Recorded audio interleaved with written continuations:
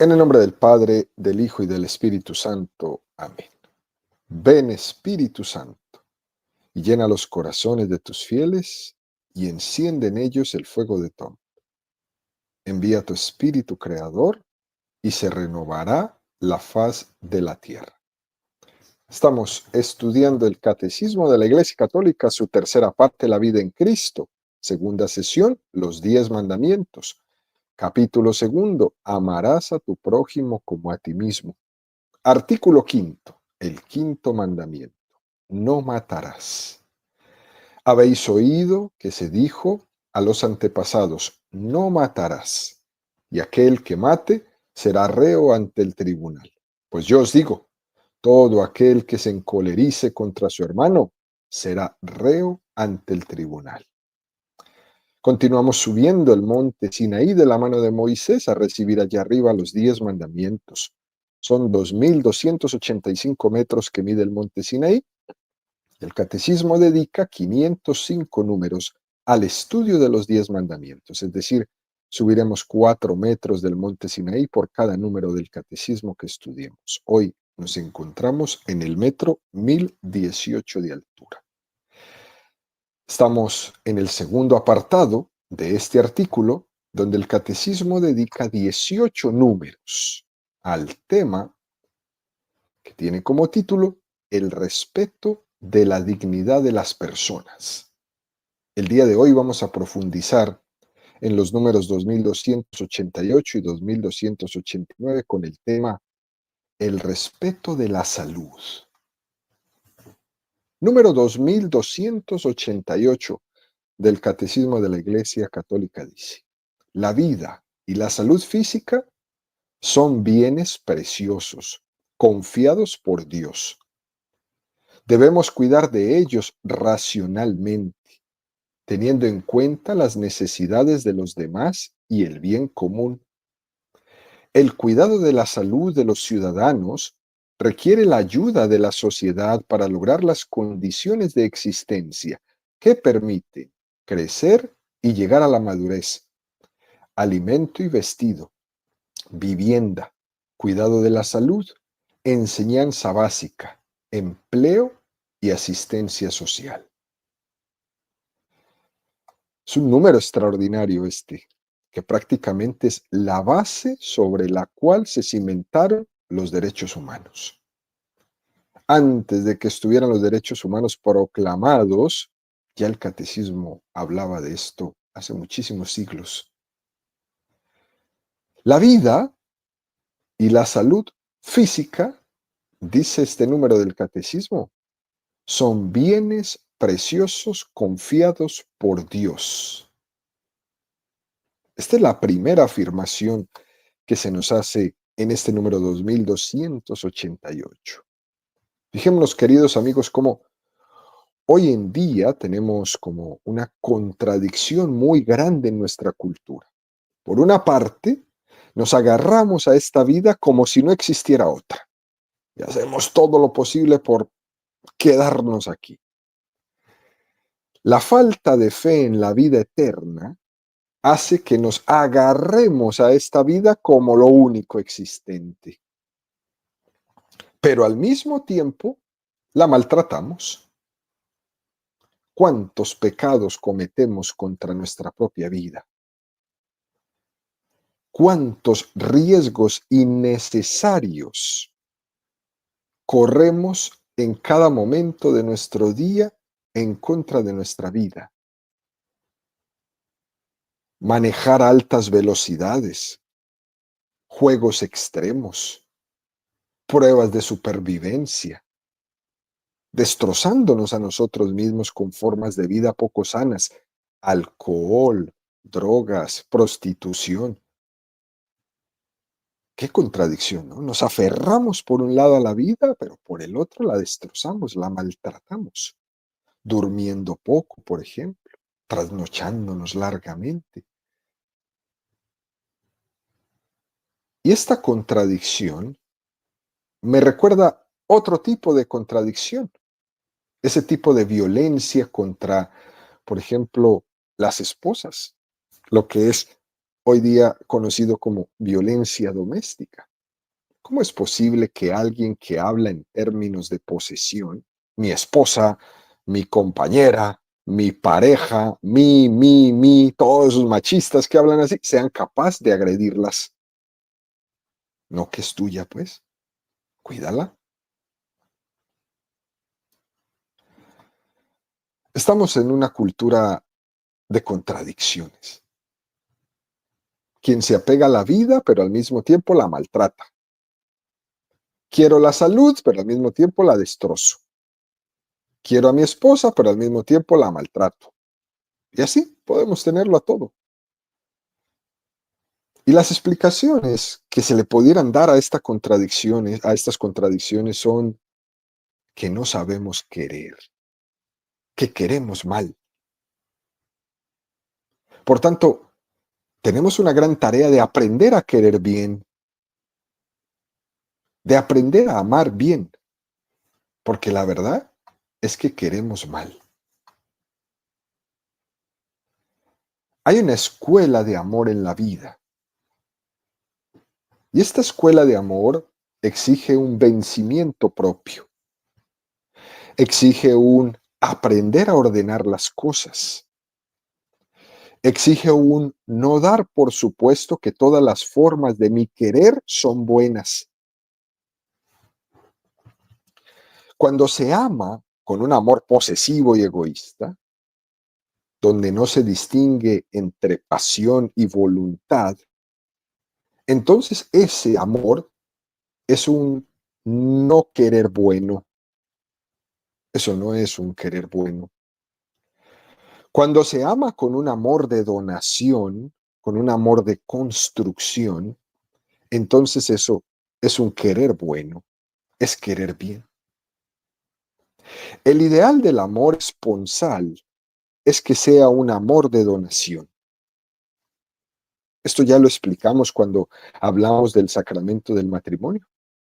Decíamos que en el catecismo nos explicaban dos términos: el amor de eros y el amor de ágape. Decíamos que el amor cristiano asume el eros, no lo desprecia, lo asume, pero integra el eros en el amor de ágape. El amor de ágape es ese amor de donación, incluso de olvido de uno mismo para darse al otro.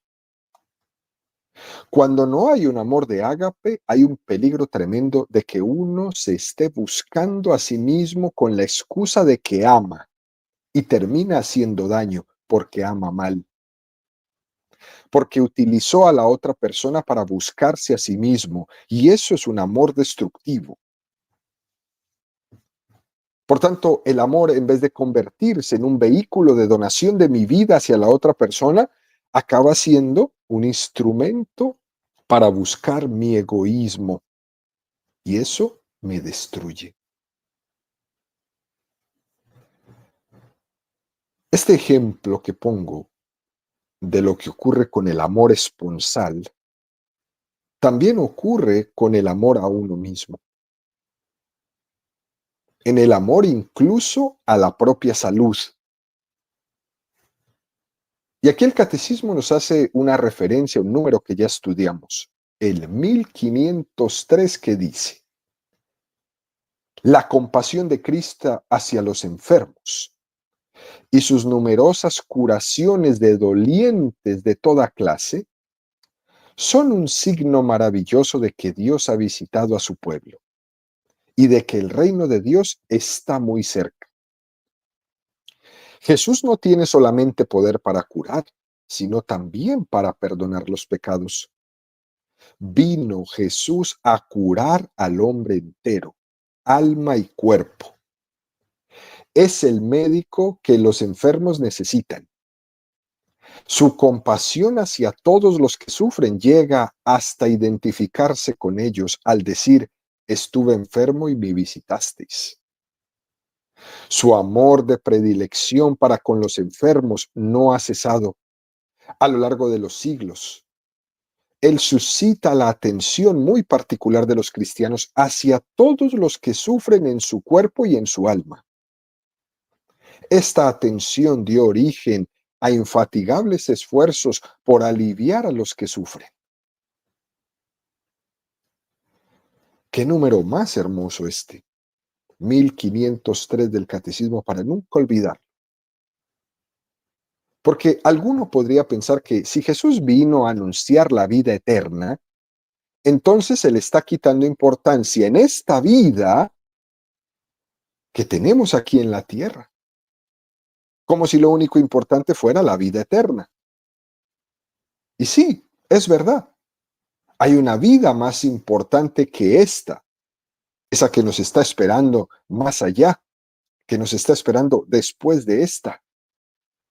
Sin embargo, aunque eso es verdad, Jesús, anunciando la vida eterna, no le restó importancia a la vida terrena. No dijo despréciala, tírala, no la cuides. Y por eso él tuvo esa predilección hacia los enfermos, a quienes sanaba y curaba. Si no, no los hubiera curado. Les hubiera dicho, muérete ya, para que llegues a la vida eterna. Pero Jesús los sanaba y los curaba. Él anunció la vida eterna, teniendo compasión en la vida terrena.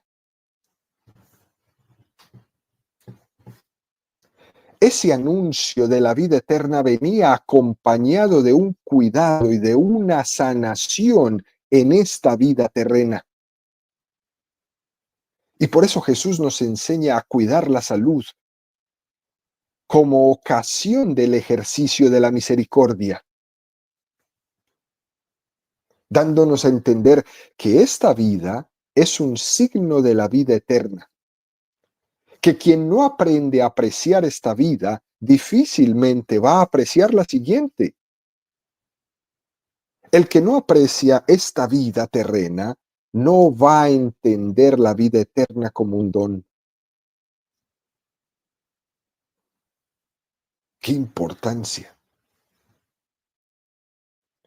Que no son dos conceptos distintos, la vida terrena y la vida eterna.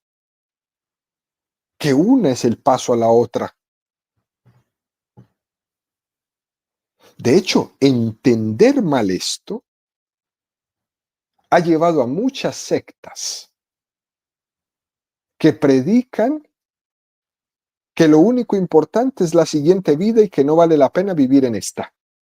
Incluso han llegado a programar suicidios colectivos de sus feligreses, como los casos diabólicos que hemos visto en la historia de estas sectas, donde se matan todos, porque esta vida no sirve. Eso no fue lo que predicó Jesús. El cristiano, en su predicación de la vida eterna, ha sido un ejemplo muy grande de cuidar la vida presente. Porque esta vida presente es el don que Dios me dio para prepararme para el siguiente don más grande, el eterno.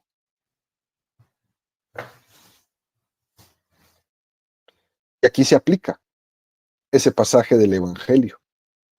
Como has sido fiel en lo poco, te encomendaré lo mucho. Como has sido fiel para cuidar el don de la vida temporal, te daré la vida eterna. De aquí parte cuando el Catecismo nos dice en este número 2288, debemos cuidar de ellos racionalmente, teniendo en cuenta las necesidades de los demás y el bien común. Fijémonos cómo dice racionalmente, lo que quiere decir que hay que discernir cuando la salud debe ser cuidada, cuando debe de ser desgastada. Porque la salud es un talento que hay que ponerlo a trabajar, que hay que desgastarlo bien. Porque si cuidar de la salud es malentendido como enterrar el talento, entonces nos estamos equivocando. Cuidar de la salud no significa no entregarse, cuidar de la salud no significa no hacer nada, cuidar de la salud no significa no trabajar, no. Cuidar de la salud va a significar poner ese talento que Dios te dio, ese don que Dios te dio de la vida, a producir racionalmente, a desgastarlo por el bien personal y por el bien común. Porque alguien podría sacar la conclusión, queridos amigos, de que sí, hay que cuidar la salud y por eso no hago nada. No me desgasto en nada. Y ahí está equivocado. Esa salud se tiene que desgastar bien. Porque esa vida que te dieron como un don tiene una razón de ser. Desgastarla por un ideal. Si estamos hablando de que el amor es donación, entonces significa que hay que darla, que hay que donarla por un ideal supremo. Y así entonces entendemos como un bendito desgaste de esa vida, de esa salud, cuando se hace de una manera racional, equilibrada. Porque la doy, la desgasto para y por algo que merece la pena. Por ejemplo, el más extraordinario de todos, el desgaste de una mamá cuando da a luz a su hijo. Ese desgaste no tiene precedentes. Ahí se aplica esa frase de San Pablo. Muy gustosamente me gastaré y me desgastaré por vosotros. Todas las mamás que me están escuchando. ¿Es o no es un desgaste tener un hijo? ¿Parirlo? ¿Desgastarse?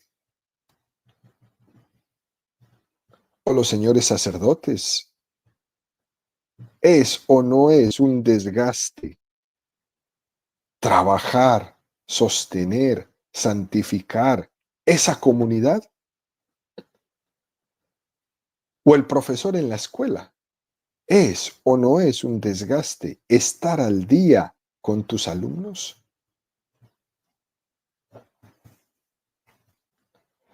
La vida no es para retenerla, no es para enterrar el talento, es para desgastarla bien, pero con algo que valga la pena para el bien.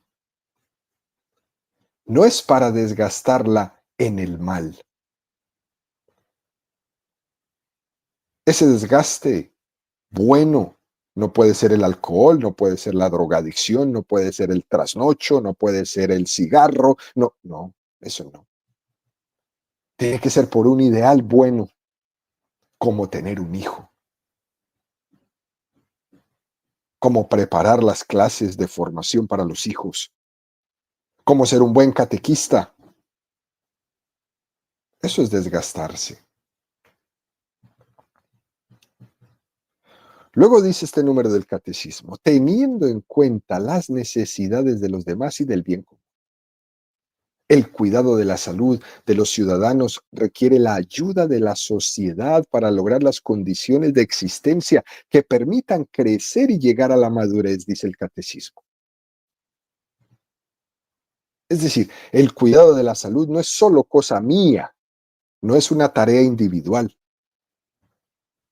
De la misma forma que la vida no es solo para mí, sino que es también para los otros, es también para todos. Si la vida es una donación en favor del bien común, también es lógico que la tarea del cuidado de la salud sea una tarea compartida por todos. Yo cuido mi salud, pero cuido la salud de mis hijos. También cuido la salud de mi madre, de mi padre, de mi tío, de mi tía. Eso es lo lógico. La santidad me tiene que llevar a eso, a cuidar de la salud del otro, porque esa sanidad es una tarea común de todo el mundo. Que todos estemos sanos es tarea de todo el mundo. De hecho, la doctrina católica juzga negativamente esas teorías liberales que proponen la sanidad como un bien del consumo. Todo esto que hemos vivido en este tiempo de la pandemia y todo eso, donde se pretende liberalizar todo y que la sanidad venga a ser un campo más del mundo competitivo de las empresas que venden cosas y que se juegue con la salud para que se enriquezcan unos pocos. La iglesia no se va a meter en las fórmulas de gestión de la sanidad pública que tienen los gobiernos, pero sí que moralmente advierte en el sentido de no poner al mismo nivel la sanidad como bien social frente al consumo, porque los seres humanos no son para jugar con su salud. Por ejemplo, si una empresa consigue fabricar un motor, ¿no?, con mejores rendimientos, pues esa empresa que hace automóviles no tiene la obligación de poner ese descubrimiento para uso público. Pero si una empresa o una nación ha conseguido un determinado avance médico como una inyección, por ejemplo, para combatir tal o cual enfermedad, que supone un bien muy grande para la salud de tantas personas, ese Estado no puede encerrarse y negarle esa inyección o ese avance médico a las otras personas.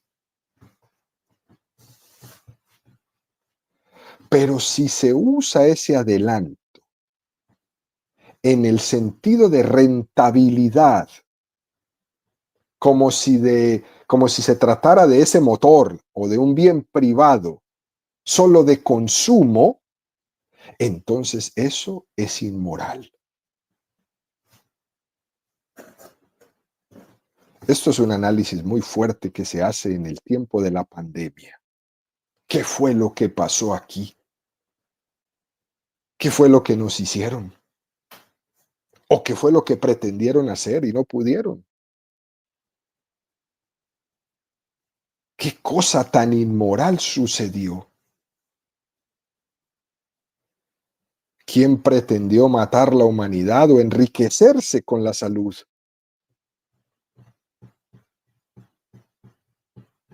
Porque el cuidado de la salud no se puede poner al mismo nivel del negocio competitivo, porque esas son otras actividades.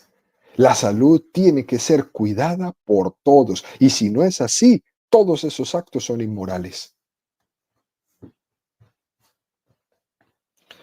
Lo mismo cabría decir de la enseñanza en las escuelas. La enseñanza y la sanidad van de la mano. Son dos responsabilidades comunitarias de nuestra sociedad y todos debemos estar comprometidos en ellas. Cada uno desde su lugar, desde su casa, desde su trabajo, desde su ministerio, desde su iglesia. Enseñanza y salud.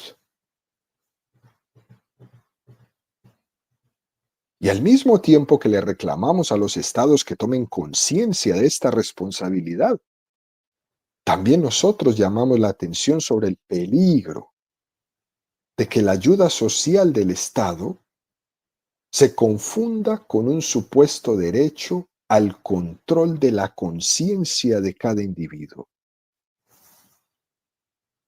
Y esto es algo que siempre ha ocurrido, queridos amigos. Se hace un llamamiento a los estados de que tienen que ayudar socialmente a la sanidad y a la enseñanza. Pero nosotros estar supremamente atentos al peligro que esto puede llevar de poseer el total control de las conciencias. ¡Qué peligro es! Por eso se invita a buscar el equilibrio. Porque cuando el Estado lo controla todo, también entramos en problemas. En la enseñanza y en la sanidad.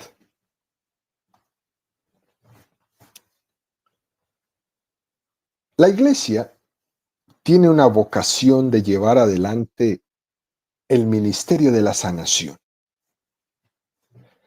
Y en la historia la Iglesia ha sido ejemplo total e indudable de lo que es el trabajo ministerial tan hermoso que la Iglesia hace en la sanación de los enfermos. Han habido congregaciones enteras, carismas enteros dedicados a la tarea de la sanación, por ejemplo, los hospitales de San Juan de Dios y otros tantísimos, la Madre Teresa de Calcuta, y sería la lista interminable.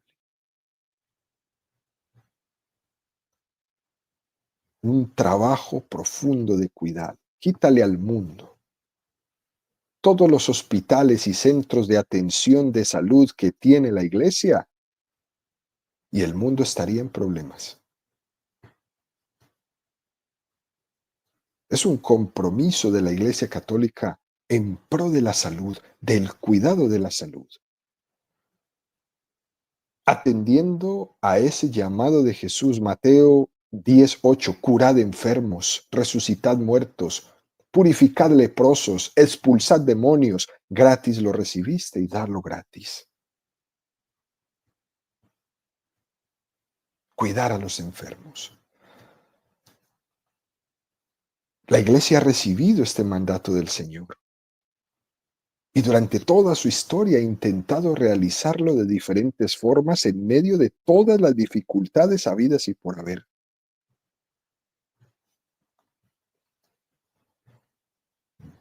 Sabemos que la frontera entre la salud física y la salud espiritual es muy pequeña, muy fina. Y por eso tenemos que ser supremamente delicados en esta atención. Tenemos que poner mucho cuidado de no olvidar que tenemos estas dos misiones de sanación. Que no caiga en el olvido la sanación corporal, pero que tampoco caiga en el olvido la sanación espiritual. Porque estamos llamados a atender al hombre entero, cuerpo y alma. Luego, el catecismo da un paso más y nos presenta el número 2289 que dice: la moral exige el respeto de la vida corporal, pero no hace de ella un valor absoluto. Se opone a una concepción neopagana que tiende a promover el culto del cuerpo, a sacrificar todo a él, a idolatrar la perfección física y el éxito deportivo. Semejante concepción, por la selección que opera entre los fuertes y los débiles, puede conducir a la perversión de las relaciones humanas. Qué número tan hermoso y tan fuerte al mismo tiempo. Piense cómo este número fuerte e interesante nos sacude un poco el piso. El respeto de la vida corporal, no hacer de ella un valor absoluto. Hay dos formas de pecar. Primera, elegir el mal. O segunda, idolatrar algo bueno. Son dos maneras de pecar. La segunda manera, esta de idolatrar algo bueno, es más disimulada. Cuando uno elige el mal, ahí se ve. Pero la segunda, idolatrar algo bueno, algo que es bueno, hacerlo un Dios, eso es más disimulado. Y muchos no llegamos a captar que esta idolatría a algo bueno es una manera de pecar muy fuerte. Por el hecho de que elegimos algo bueno, pero si lo hacemos de una manera idolátrica, haciendo de ese bueno un absoluto, que lo es todo, también estamos pecando. De cara a explicar que el cuerpo es un don, pero no un don absoluto, el catecismo aquí nos remite a otro número que ya estudiamos, el 364, muy al inicio de este estudio del catecismo. Y este número decía, el cuerpo del hombre participa de la dignidad de la imagen de Dios, es cuerpo humano, precisamente porque está animado por el alma espiritual. Y es toda la persona humana la que está destinada a ser en el cuerpo de Cristo el templo del Espíritu. ¡Qué belleza! El cuerpo es imagen de Dios, al igual que el alma. Pero no está de menos recordar, queridos amigos, que llegará un momento en que nuestro cuerpo corruptible sufra la muerte. Y en ese periodo que se llama de escatología intermedia, cuando el cuerpo, separado del alma, sufrirá la corrupción, y estamos a la espera de la resurrección gloriosa del fin de los tiempos, en ese momento la imagen de Dios no se ha perdido, sino que continúa en el alma. Y subrayo esto, queridos amigos, porque es la manera en que la salud del cuerpo nos dice el catecismo que no es un valor absoluto, no es todo. De hecho, el Evangelio mismo nos dice, y no temáis a los que pueden matar el cuerpo, pero no pueden matar el alma. Porque ese cuerpo no es un valor absoluto. Luego dice este número 2289, se opone a una concepción neopagana que tiende a promover el culto al cuerpo, a sacrificar todo a él, a idolatrar la perfección física y al éxito deportivo. ¡Qué fuerte! Hoy día, hoy día hay un culto al cuerpo. Hay un Dios que se llama cuerpo. Y por vernos bonitos, nos volvemos pecadores. Es curioso que haya mucho consumidor de alcohol en un tipo de diversión destructiva que al mismo tiempo es consumidor de gimnasio. ¿Se han dado cuenta? Horas y horas en el gimnasio y horas en la noche tomando. Esa idolatría que se hace de determinados deportistas, por ejemplo, que forma parte de esta cultura neopagana de tener estos nuevos dioses, también nos hace pecar. Donde se mezclan las noticias deportivas con la prensa rosa, de espectáculo, de endiosamiento. Y se pierde el deporte.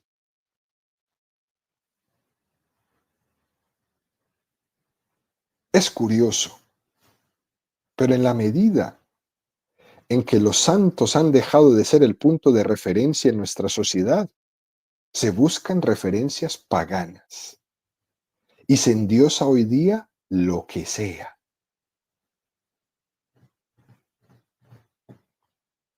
Lo triste es que todo eso que endiosamos son vientos pasajeros. Todos esos éxitos son pasajeros. Endiosamos a fulano, endiosamos a perano por no sé cuántos años y hoy día ya ni se mencionan.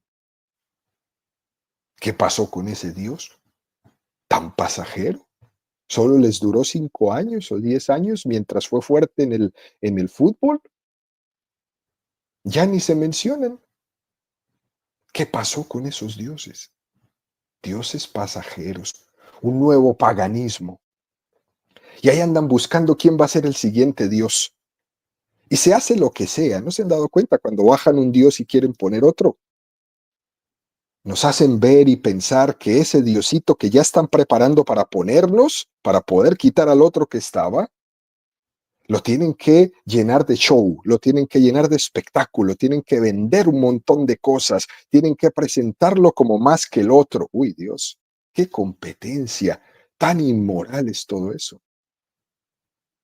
Tan fuerte es esta idolatría del culto de los diosesitos, de este culto del cuerpo, que incluso genera en muchas personas auténticas depresiones, auténticos autodesprecios, porque no llegan a conformarse con esa imagen que les han vendido que tienen que ser, y ahí andan cortándose todo y poniéndose de todo, logrando ser una especie de Dios que otros van a alabar,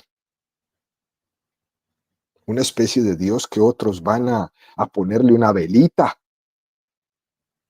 ¿Y cómo se sufre? Muchos terminan matándose. Pero resulta que para que tú seas alguien en esta sociedad, tienes que tener determinada imagen estética. Y para quererte a ti un poquito, tienes que responder a esa imagen estética. Y entonces, los que no llegamos a esa imagen estética, ¿qué pasa con nosotros? ¿Cuánta belleza sin alma hay hoy día? ¿Cuánta belleza sin alma? ¿Cuántos cuerpos vacíos? ¿Cuántas cabezas vacías, ¿no? Hemos separado el concepto de la belleza, del concepto de la bondad, del concepto de la verdad, y nos hemos quedado con unos cajones, pero están vacíos. Es una gran invitación, queridos amigos, esta que nos hace el catecismo en este número esta mañana. Nosotros tenemos que cuidarnos de todas estas concepciones que nos quieren vender y que son muy dañinas para la salud del hombre. A no pensar que estamos destinados a ser una imagen de Dios como el hombre mismo no la quiere proponer, sino como Dios mismo nos creó a cada uno de nosotros. Esa es la imagen que tengo que cuidar, no como el mundo me la quiere presentar. Cuando nos quieren dividir entre guapos y feos, gordos y flacos. Y eso solamente lo que ha logrado hacer es pervertir las relaciones humanas. Mucho se habla hoy día de las divisiones de las clases sociales entre ricos y pobres. Ahí están los comunistas y los de derecha, esto y lo otro, en la injusticia que todo esto supone. Pero la división que se impone en este mundo entre los feos y los bonitos, entre los musculosos y los que no tienen músculos, entre los gordos y los flacos, esa división, según la talla, genera grandes dramas, incluso peores que todos los demás que hemos visto. Pero eso lo tienen supremamente disimulado. Pero si alguien daña nuestras relaciones, es esto. Tantos sufrimientos interiores de quienes se ven esclavizados por estas idolatrías. Por eso pidámosle al Señor, queridos amigos, que nos dé esta claridad en nuestra mente, en nuestro corazón, de saber apreciar el don que nos ha dado en nuestro cuerpo, para cuidarlo según Dios, no según el mundo. Porque la verdad cristiana es liberadora de esclavitudes. Y aquel que aprende a quererse como Dios lo hizo y lo ha pensado a su imagen y semejanza, será siempre libre, porque la verdad os hará libres.